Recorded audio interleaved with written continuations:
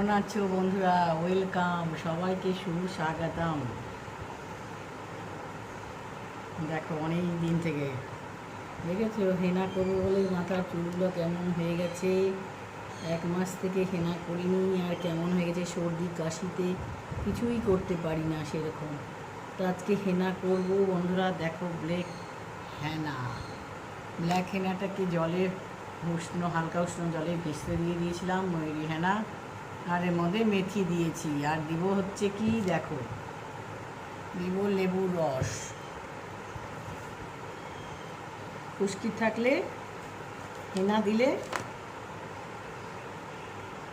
রুক্ষতা, চুলের রুক্ষতা, আর হেনা হচ্ছে চুলের পুষ্টি। বুঝেছো বন্ধুরা? তো আমি তো অনেক দিন থেকে দিইনি, দেখো লেবুর রস দিচ্ছি। দই দিতে পারো, দই দিলেও ভালো, কিন্তু আমার কাছে এই মুহূর্তে দই নেই আর ঠান্ডা লেগেছে, দই দেওয়া যাবে না। তো এই দেখো লেবু রস দিয়ে দিলাম, দিয়ে একটু গোলা পাকিয়ে নিচ্ছি। দেখো হেনা করছি।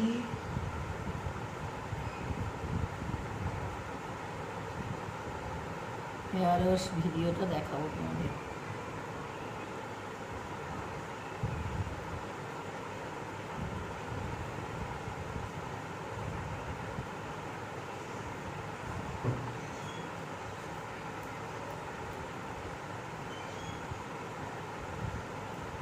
হেনা দিতে হয় গোড়ায় গোড়ায়, চুলের ফাঁকে ফাঁকে গোড়ায় গোড়ায় হেনার নিয়ম, বুঝেছ?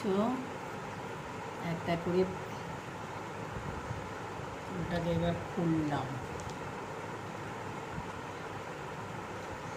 খুলে নিয়ে এই দেখো এরকম ফাঁকে ফাঁকে হেনা দেওয়ার নিয়ম, তাহলে চুলের পুষ্টি হবে হেনাতে।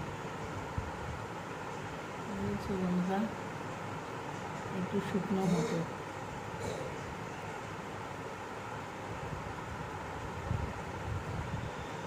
আধ ঘন্টা 1 ঘন্টা রাখো। যদি কালার করতে চাও তাহলে 1 ঘন্টা রাখবে, আর কালার না করতে হলে 30 মিনিট রেখে শ্যাম্পু করে নাও। চলো সবগুলো এইভাবে গোড়ায় গোড়ায় দেবে।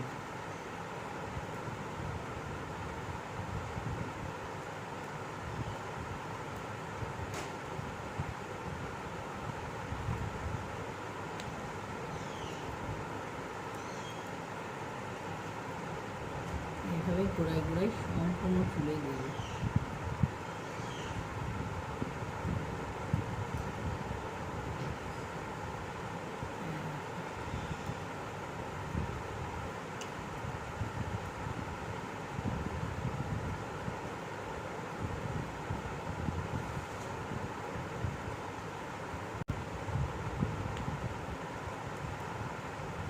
চলো সম্পূর্ণ দিয়ে আসি, এভাবে গোড়ায় গোড়ায় সম্পূর্ণ চুলে দিয়ে দেবে, তারপরে আসছি। আমার হেনা দেওয়া হয়ে গেল সম্পূর্ণ দিয়ে, এটাকে আমি 30 মিনিট রাখবো, কালার করবো না তো। তাহলে চলো হেয়ার ওয়াশ করছি, দেখতে থাকো। আমার ঠান্ডা হয়ে যাবে বলে তার জন্য হচ্ছে